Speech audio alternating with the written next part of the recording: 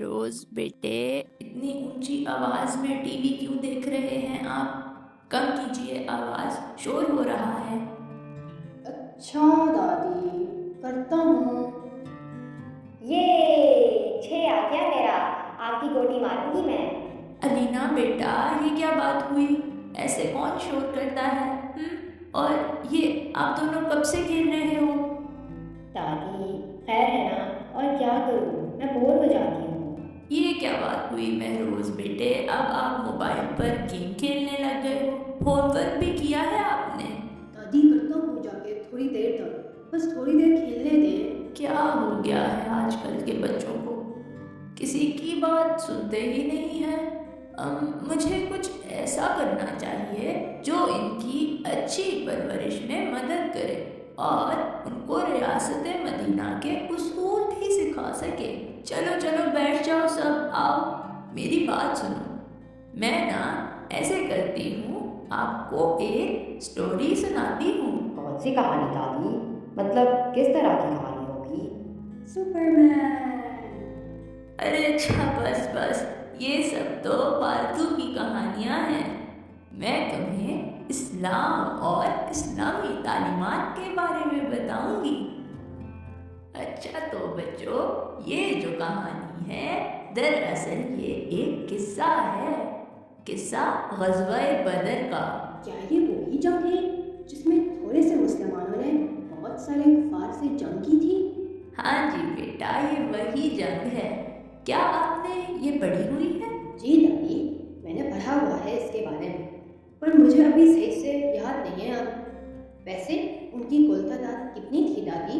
دادی ہمیں نہیں پتا اس جنگ کے بارے میں، شروع سے بتایا نا کیا ہوا تھا اس جنگ میں، کب ہوئی تھی، کیوں ہوئی تھی؟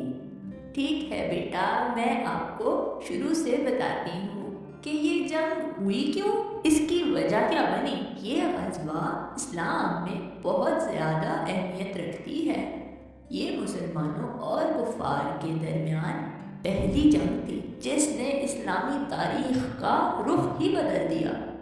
اور آپ کو پتہ ہے اس غزوے کو یوم الفرقان بھی کہتے ہیں۔ اس کا ذکر قرآن کی 3 سورتوں میں ہوا ہے، جن میں سورہ انفال، سورہ آل عمران اور سورہ حج شامل ہیں۔ اب میں آپ کو بتاتی ہوں کہ یہ کیوں اتنی افضل اور بہترین جنگ کہلائی گئی، اور اس نے اسلام کی تاریخ کا رخ کیسے موڑ دیا، اور کیوں اس کا ذکر قرآن مجید کی مختلف صورتوں میں ہوا۔ غزوے سے کچھ عرصہ پہلے جب محمد صلی اللہ علیہ وآلہ وسلم مکہ میں اسلام پھیلا رہے تھے اور مکہ کے لوگوں کو اسلام کی دعوت دے رہے تھے، تو ابو جہل کو یہ سب ہضم نہیں ہو رہا تھا، تو اس نے ہی مکہ میں اسلام کو پھیلانے سے روکنے کے لیے کافروں کو مسلمانوں کے خلاف بھڑکایا اور ان پر بڑے ظلم کیے۔ ہر طرح کا طریقہ ان پر آزمایا گیا۔ اس طرح کفار کے ظلم کی وجہ سے کچھ مسلمان مکہ سے ہجرت کر کے حبشہ چلے گئے۔ جب یہ بات کفار کو پتہ چلی تو انہوں نے مکہ سے کچھ سفیر کو حبشہ بھیجا تاکہ وہ ان مسلمانوں کو واپس لائیں اور یہ ظلم و ستم بڑھتا رہے۔ اس ظلم کی وجہ سے جو ہجرت ہوئی اس کا ذکر بھی سورہ النحل میں ہوا ہے۔ جن لوگوں نے ظلم برداشت کرنے کے بعد اللہ کی راہ میں ترک وطن کیا ہے، ہم انہیں بہتر سے بہتر ٹھکانہ دنیا میں عطا فرمائیں گے، اور آخرت کا ثواب تو بہت ہی بڑا ہے۔ کاش کے لوگ اس سے واقف ہوتے۔ ظلم کی انتہا بڑھتی جا رہی تھی۔ پھر اس کے بعد 27 صفر 622 میں محمد صلی اللہ علیہ وآلہ وسلم کو نبوت کے 14ویں سال میں مکہ سے یثرب ہجرت کا حکم ہوا۔ یثرب مدینہ کا نام تھا ہجرت سے پہلے، اور یہ ہجرت کا بھی پہلا ہی سال تھا۔ جب کفار کو ہجرت کا پتہ چلا تو انہوں نے محمد صلی اللہ علیہ وآلہ وسلم کو شہید کرنے کا منصوبہ بنایا، پر ان کا یہ منصوبہ کامیاب نہ ہو سکا۔ اور محمد صلی اللہ علیہ وآلہ وسلم مدینہ ہجرت کرنے میں کامیاب ہو گئے۔ محمد صلی اللہ علیہ وآلہ وسلم کی ہجرت کرنے کے بعد مدینہ میں اسلام تیزی سے پھیلنے لگا۔ جب یہ بات مکہ والوں کو پتہ چلی تو وہ حسد کرنے لگے۔ انہوں نے بڑی سازشیں کی پر کامیاب نہ ہو سکے، یہاں تک کہ انہوں نے مدینہ کے باقی قبائل کو بھی خلاف کرنے کی کوشش کی پر ناکام رہے۔ پھر 2 ہجری ربیع الاول کو قریش کا ایک سردار مدینہ آیا۔ اس نے وہاں آ کے مسلمانوں کے جانور لیے اور چلا گیا۔ وہ صرف مسلمانوں کو یہ بتانا چاہتا تھا کہ وہ اتنے دور سے آ کے بھی ان کو نقصان پہنچا سکتے ہیں۔ جب آپ صلی اللہ علیہ وآلہ وسلم کو اس واقعے کا پتہ چلا تو ان کے لیے ضروری ہو گیا کہ وہ کوئی قدم اٹھائیں جس سے کفار مسلمانوں کو نقصان نہ پہنچا سکے۔ مکہ کے لوگ تجارت کے لیے دوسرے شہروں میں جاتے تھے۔ ایک دفعہ مکہ کے بڑے سرداروں میں سے ایک سردار جس کا نام ابو سفیان تھا، جو ویسے تو بعد میں مسلمان ہو گیا تھا، اس کا قافلہ مکہ سے شام کی طرف تجارت کے لیے گیا تو اس کا آپ صلی اللہ علیہ وآلہ وسلم کو علم ہو گیا۔ آپ صلی اللہ علیہ وآلہ وسلم نے ابو سفیان کے قافلے کو شام سے مکہ جاتے ہوئے رکنے کا فیصلہ کیا، کیونکہ شام سے مکہ کے راستے میں مدینہ آتا ہے، تو آپ صلی اللہ علیہ وآلہ وسلم نے شام اور مدینہ کے بیچ میں رکنے کا ارادہ کر لیا۔ ابو سفیان کی قیادت میں 40 لوگوں کا قافلہ شام سے مکہ کی طرف روانہ تھا، جس میں 1000 اونٹ، 50,000 دینار کی مالیت کا سامان بھی تھا۔ ابو سفیان کو علم ہو گیا تھا تو وہ اپنے قافلے کے ساتھ رستے میں ہی رک گیا اور اس نے پھر اپنے قافلے سے ایک بندہ مکہ کی طرف بھیجا اور کہا کہ مکہ والوں کو خبر پہنچاؤ کہ قافلہ خطرے میں۔ جب مکہ والوں کو یہ خبر ملی تو وہ پریشان ہو گئے۔ ابو جہل جو مسلمانوں سے جنگ کی تلاش میں تھا، اس نے لوگوں کو بھڑکایا اور ان کو خلاف کیا اور مکہ والے مسلمانوں سے لڑنے کے لیے مدینہ کی طرف روانہ ہو گئے۔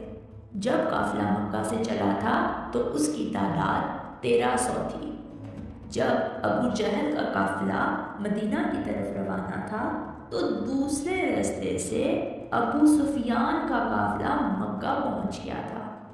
جب ان کو معلوم ہوا تو اخنس بن شریک نے واپسی کی رائے دی، تو ابو جہل جو قریش مکہ کو مسلمانوں کے خلاف بھڑکا کے لایا تھا، اس نے منع کرتے ہوئے بولا کہ جن مسلمانوں پر ہم نے 13 سال حکومت کی ہے، ان میں اتنی ہمت کیسے آ گئی کہ وہ ہمارا مقابلہ کریں گے؟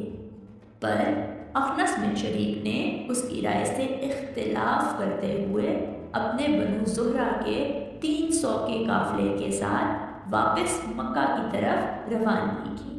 پر جب بنو ہاشم نے بھی واپس جانا چاہا تو ابو جہل نے انہیں سختی سے روک دیا۔ اس طرح کافروں کے لشکر کی تعداد 1000 ہو گئی اور پھر وہ بدر کے میدان پہنچ گئے۔ جب آپ صلی اللہ علیہ وآلہ وسلم کو علم ہوا کہ قریش مکہ سے ایک قافلہ ہم سے جنگ کرنے آیا ہے، تو محمد صلی اللہ علیہ وآلہ وسلم نے صحابہ کرام کو اکٹھا کیا اور ان سے مشورہ کیا۔ پھر سب صحابہ نے کفار کے ساتھ جنگ کو درست مانا۔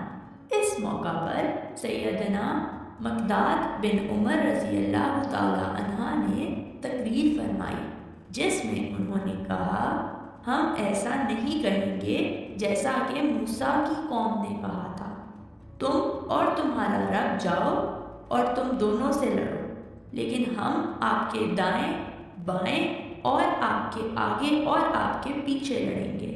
آپ صلی اللہ علیہ وآلہ وسلم کے چہرے پر مسکراہٹ سی آ گئی جب انہوں نے یہ بات سنی فرمانے لگے خوشی خوشی چلو۔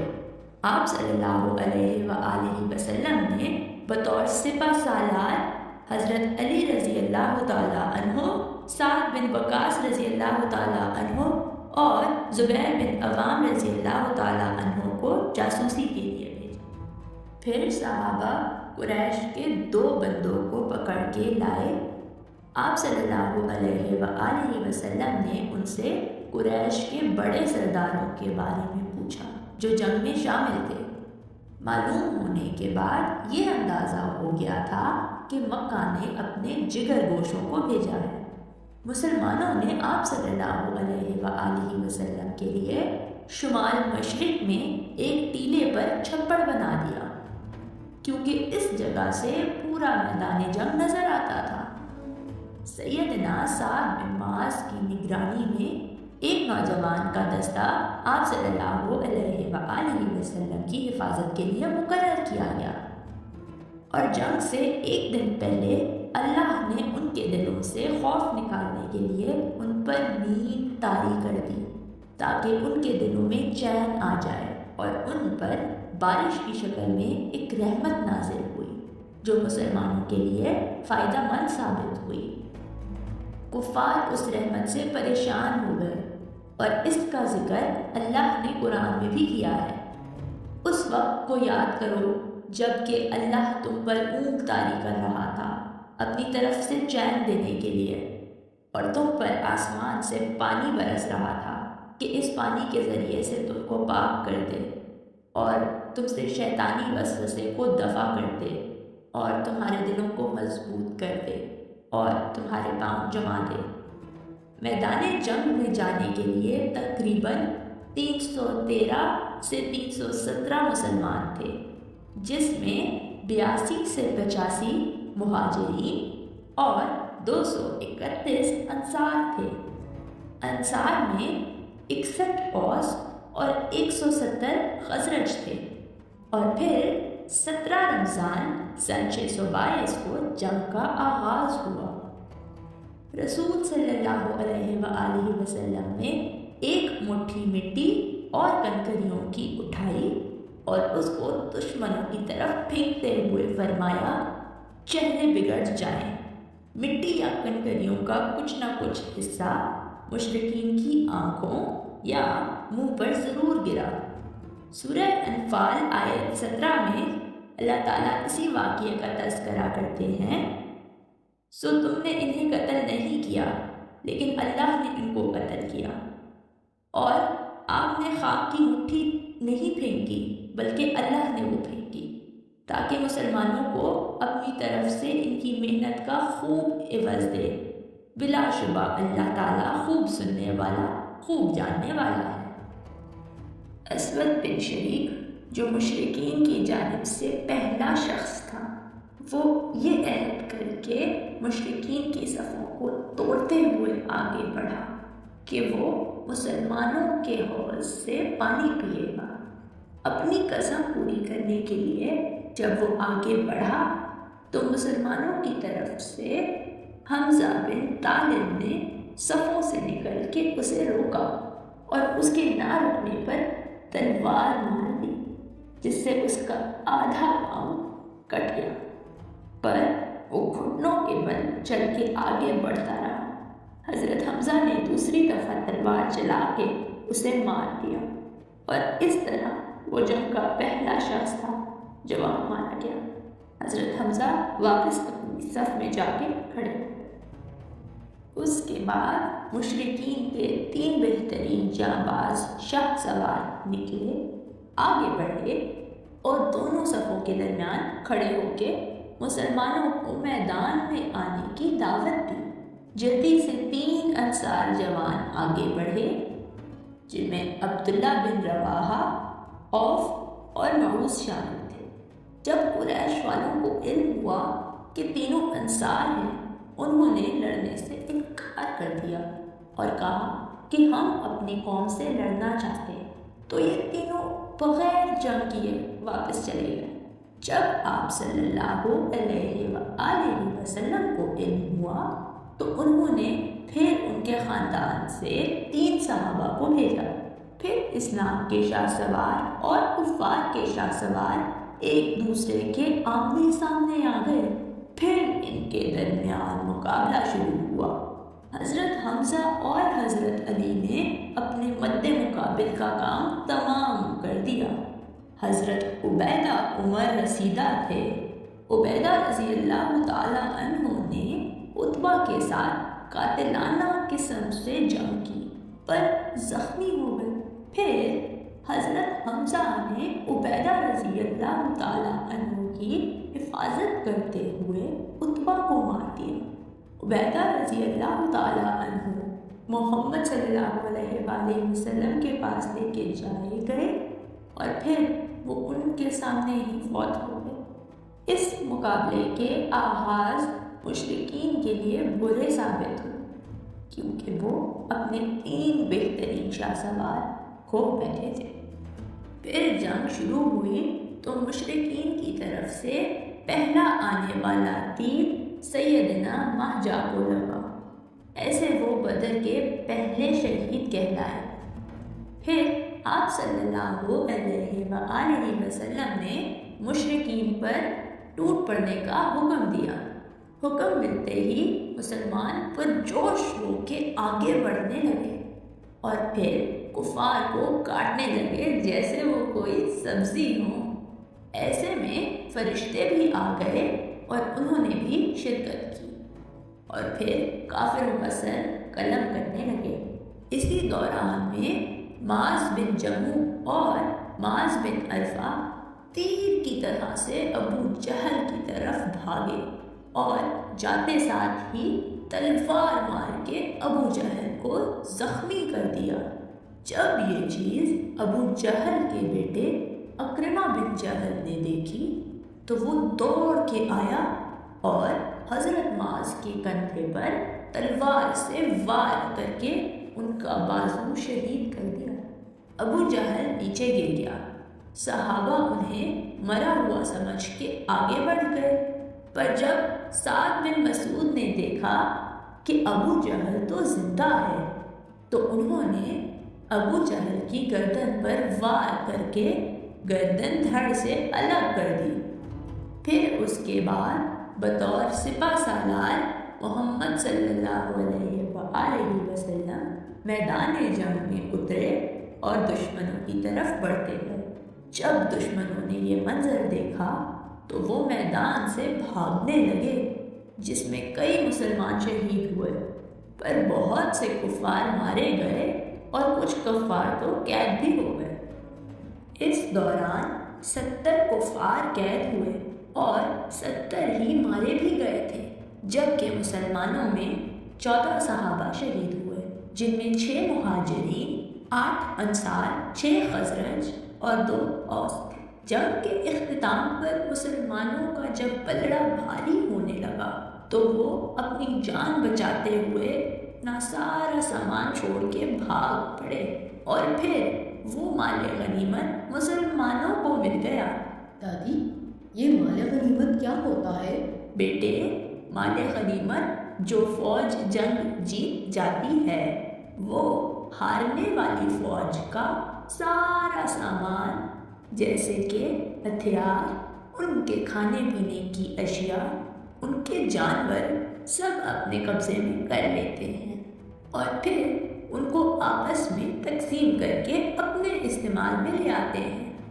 تو بچوں، جو مال غنیمت مسلمانوں کے حصے میں آیا تھا اس کو تقسیم کیا گیا، جس میں معاذ بن جموع اور معاذ بن عرفہ کو ابو جہل کا سامان ملا اور سعد بن مسعود کو ابو جہل کا سر کاٹنے پر اس کی تلوار ملی اور باقی قریش والوں کا جو بھی مال تھا وہ محمد صلی اللہ علیہ وآلہ وسلم نے باقی صحابہ میں تقسیم کر دیا جو بھی جنگ میں شریک تھے۔